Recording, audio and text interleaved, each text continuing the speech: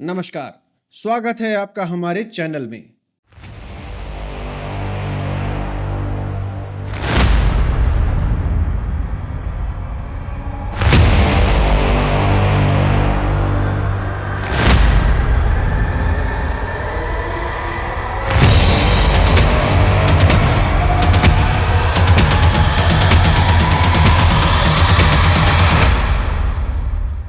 होनी बहुत बलवान है।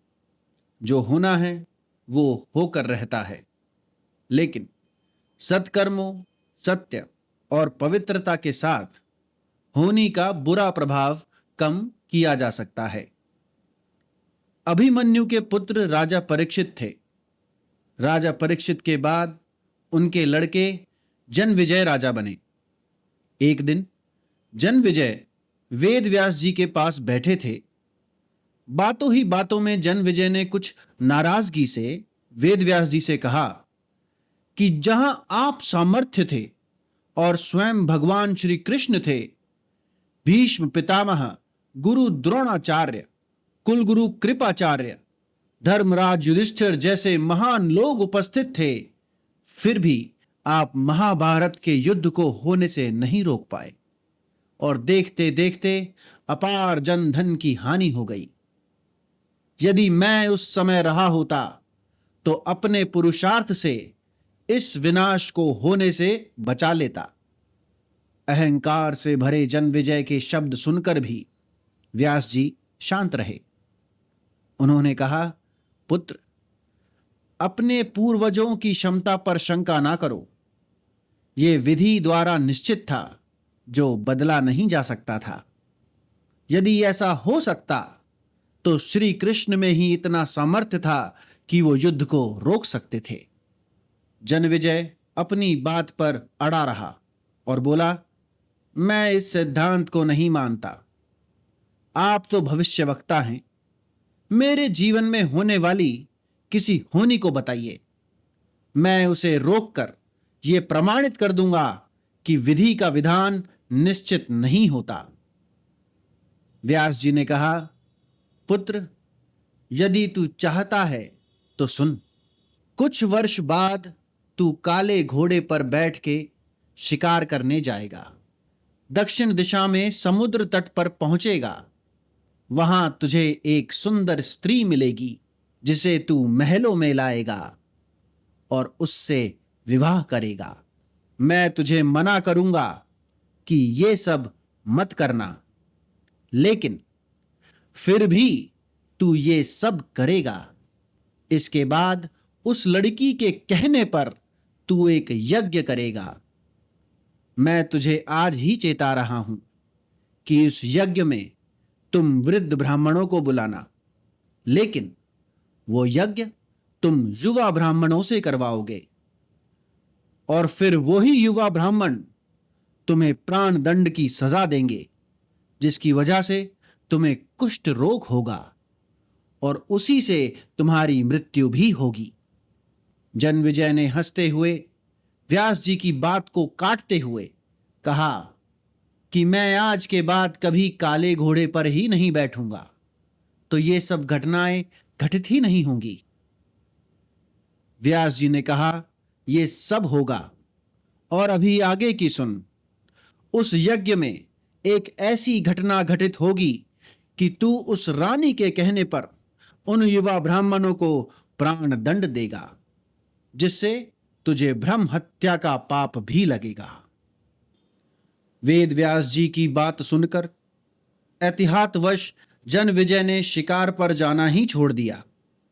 परंतु जब होनी का समय आया तो उसे शिकार पे जाने की बलवती इच्छा हुई।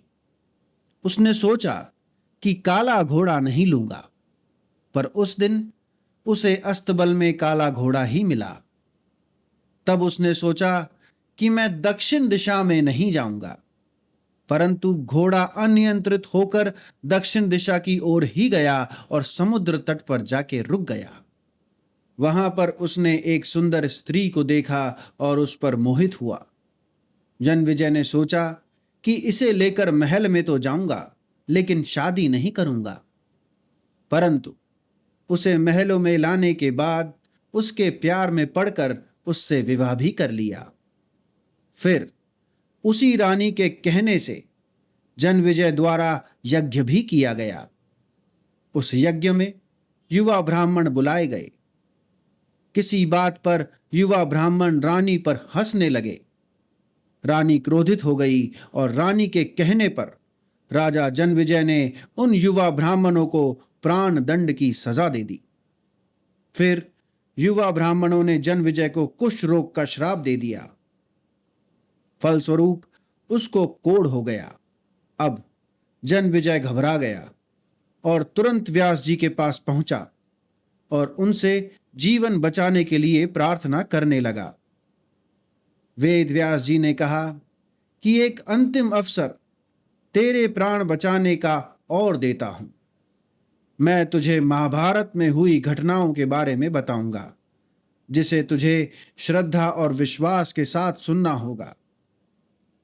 इससे तेरा कोढ़ मिटता जाएगा, परंतु यदि किसी भी प्रसंग पर तूने अविश्वास किया तो मैं महाभारत का प्रसंग रोक दूंगा और फिर मैं भी तेरा जीवन नहीं बचा पाऊंगा। अब तेरे पास ये अंतिम अवसर है। अब तक जन्मविजय को व्यास जी की बात पर पूरा विश्वास हो चुका था, इसलिए वो पूरी श्रद्धा और विश्वास के साथ महाभारत की कथा को सुनने लगा।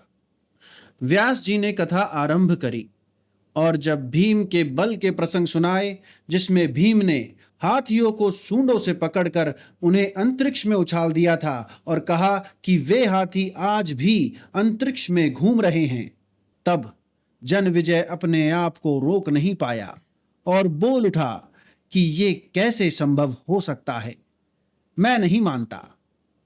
व्यास जी ने महाभारत का प्रसंग रोक दिया और कहा कि पुत्र, मैंने तुझे कितना समझाया कि अविश्वास मत करना, परंतु तू अपने स्वभाव को नियंत्रित नहीं कर पाया, क्योंकि यह होनी द्वारा निश्चित था। फिर व्यास जी ने अपनी मंत्र शक्ति से आवाहन किया और वे हाथी पृथ्वी की आकर्षण शक्ति में नीचे आकर गिरने लगे। तब व्यास जी ने कहा कि ये मेरी बात का प्रमाण है। जितनी मात्रा में जन्मविजय ने श्रद्धा और विश्वास के साथ महाभारत सुनी थी, उतनी मात्रा में वो उस कुष्ठ रोग से मुक्त होता गया, परंतु एक बिंदु रह गया और वही उसकी मृत्यु का कारण बना। इस कथा का सार यही है कि कर्म हमारे हाथ में है, लेकिन उसका फल हमारे हाथों में नहीं है। गीता के 11वें अध्याय के 33वें श्लोक में श्री कृष्ण अर्जुन से कहते हैं कि उठ, खड़ा हो और अपने कार्य द्वारा यश प्राप्त कर। ये सब तो मेरे द्वारा पहले ही मारे जा चुके हैं, तू तो केवल निमित्त बना है। मनुष्य चाहे लाख उपाय कर ले, लेकिन जो होना है वो होकर ही रहेगा। होनी को टाला नहीं जा सकता, लेकिन उत्तम कर्म और ईश्वर के नाम जाप से होनी के प्रभाव को कम जरूर किया जा सकता है।